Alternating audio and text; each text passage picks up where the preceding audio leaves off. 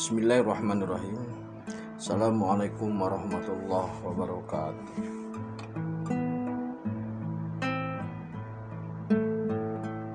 Maha suci Allah, segala puji dan syukur kita panjatkan kehadirat Allah. Semoga kita selalu dalam bimbingan rahmat dan ridha Allah Subhanahu wa ta'ala. Subhanallah walhamdulillah. Astagfirullah wallah. Allahu akbar.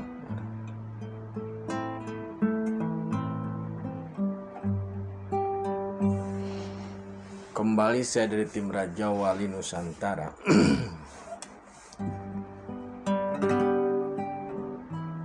Kali ini kita akan membahas terkait dengan fenomena angka 7.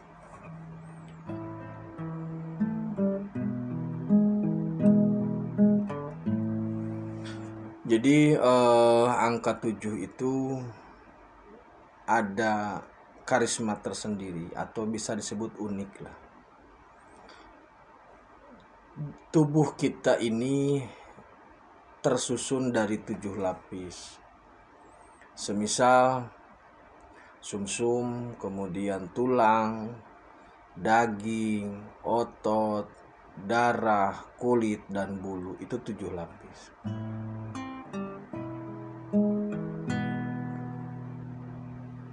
Bumi 7 lapis, kemudian langit 7 lapis, kemudian hari juga ada 7.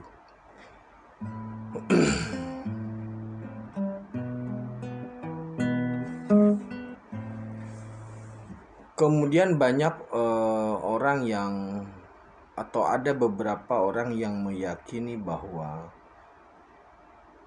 daya tahan suatu peradaban itu tidak bisa lepas dari angka 7.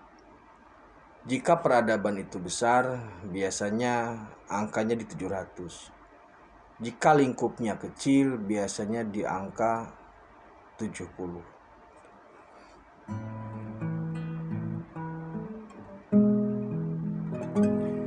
Islam saat ini sudah berusia 2 kali 700 tahun. Puncak peradaban Islam itu pada 700 tahun pertama. Kemudian ketika Turki Utsmani itu juga melanjutkan di periode 700 tahun berikutnya sampai kemudian runtuh di awal abad 20 atau di 1924.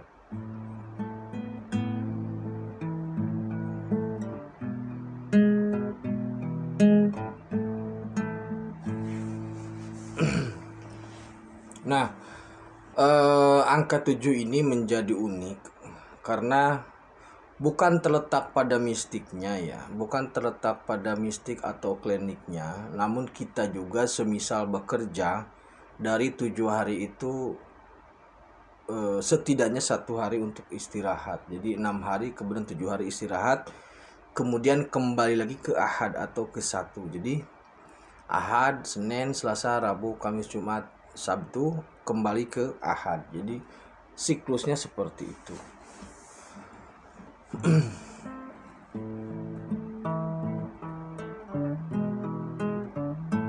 Maka banyak orang yang berpandangan atau beberapa orang berpandangan bahwa saat ini ketika Islam sudah Turki Utsmani lah terutama, ketika Turki Utsmani sebagai kekhalifahan Islam terakhir itu runtuh di 1924, beberapa orang menilai atau beberapa orang berasumsi bahwa sudah momentumnya Islam itu akan bangkit.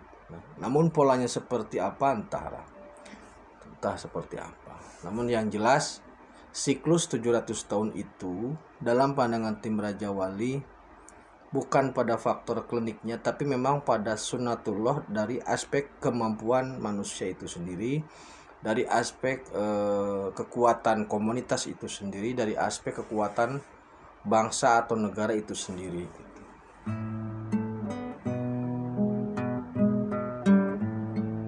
Jadi fase yang harus dilewati untuk mengukur kekuatan itu terletak pada angka 7 tahun, kemudian 70 tahun, kemudian 77 tahun, kemudian 700 tahun, kemudian 770 tahun, kemudian 777 tahun, dan seterusnya.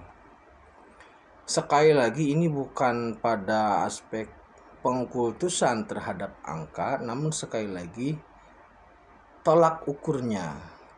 Seperti halnya begini, saudaraku. Sepeda motor dengan kapasitas 125 cc, maka konstruksi bodinya, konstruksi atau rangkanya itu hanya memungkinkan dia lari pada kecepatan 100. Gitu loh. Maka di luar itu dia akan oleng, harus mulai memodifikasi. Kecepatan motor dengan cc 500 cc umpamanya, maka strukturnya pun dia akan berbeda karena untuk mengejar kecepatan yang lebih tinggi. Jadi angka 7 ini lebih kepada faktor daya tahannya gitu, daya tahannya. Jadi lebih kepada sunatullahnya, bukan pada aspek kliniknya. Nah, yang saat ini kita hadapi, saudaraku,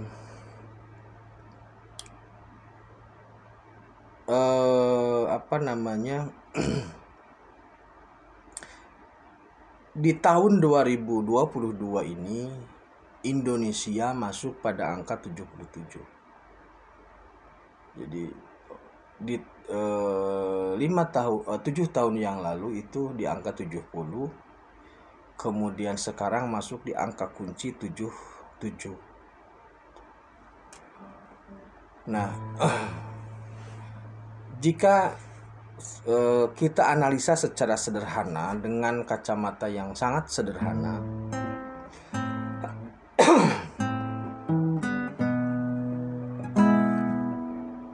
saat ini di komunitas global atau di dunia, di Amerika maupun Eropa memang sedang terjadi guncangan ekonomi yang cukup dahsyat. Informasi dari berita-berita yang beredar itu Amerika sudah menaikkan suku bunga, Amerika sudah sudah masuk resesi, kemudian inflasinya di atas 8,6. Kemudian Eropa juga sama, dan mereka membangun satu pemahaman bahwa kita menghadapi sesuatu yang tidak pasti. Kemudian apa hubungannya dengan negara kita? Nah, negara Amerika itu merupakan negara yang menjadi acuan dalam transaksi ekonominya gitu, terutama dolarnya. Maka ketika acuannya itu goyang atau bergeser, secara otomatis yang mengacu pun akan bergeser. Dampak atau riaknya seperti apa gejolak yang terjadi di sana terhadap negara kita, itu memang harus dianalisis oleh para pakar ekonomi. Namun yang jelas pasti ada, sebesar apapun itu pasti ada. Itu analisa sederhana. Ketika The Fed menaikkan suku bunga, maka otomatis nanti perbankan di setiap negara akan ikut menaikkan itu. Kemudian di dalam negeri kita sendiri, demokrasi ini kan alat, saudaraku ya, alat untuk mencapai tujuan. Nah, yang saya agak sedih lah begitu ya. Kenapa demokrasi dijadikan sebagai tujuan? Ada yang menjadikan demokrasi sebagai tujuan, sehingga untuk bisa mencapai ke sana, apapun caranya menjadi dilakukan atau dihalalkan bahasanya.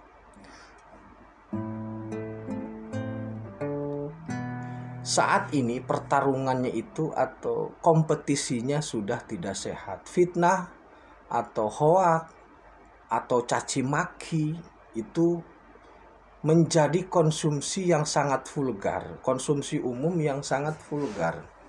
Ini ngeri sebenarnya. Ketika di tataran elit konsumsinya sudah hal-hal yang tidak etik, maka dikhawatirkan nanti ke bawahnya pun sama. Kalau di atas masih sebatas debat yang jelaskan umpamanya tidak etik, maka kemungkinan besar di bawah itu bukan lagi debat, tapi pada tataran fisik. Gitu. Ini fakta kita saksikan banyak sekali perdebatan di elit-elit pemerintahan atau di elit politik yang saling menjatuhkan atau berupaya saling menjatuhkan demi untuk mencapai tujuan.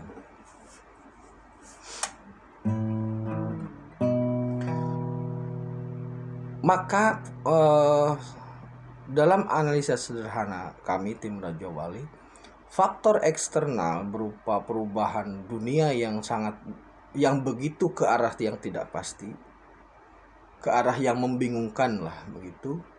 Kemudian kondisi di internal negara kita yang harga juga terus melonjak, kemudian BBM juga sekarang sudah mulai dibatasi, yang mahal sedikit yang bisa menjangkau, yang murah sulit mendapatkan, fitnah menyebar di mana-mana. Saya khawatir kita terjebak pada angka 77 itu. Atau saya menduga, kami tim Raja Wali menduga angka 77 itu menjadi kuncian khusus gitu.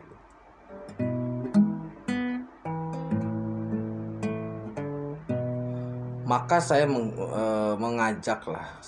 mengajak untuk berbuat kebaikan bagi saya juga bagi saudaraku semua.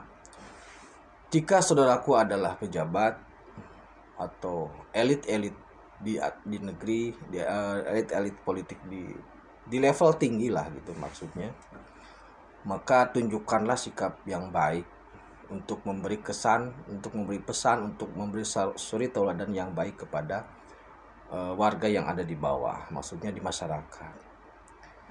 Sehingga ketika nanti riak atau gelombang atau efek yang terjadi di luar yang sedemikian dahsyatnya, kita bisa bergandeng tangan, bukan saling sikut menyikut.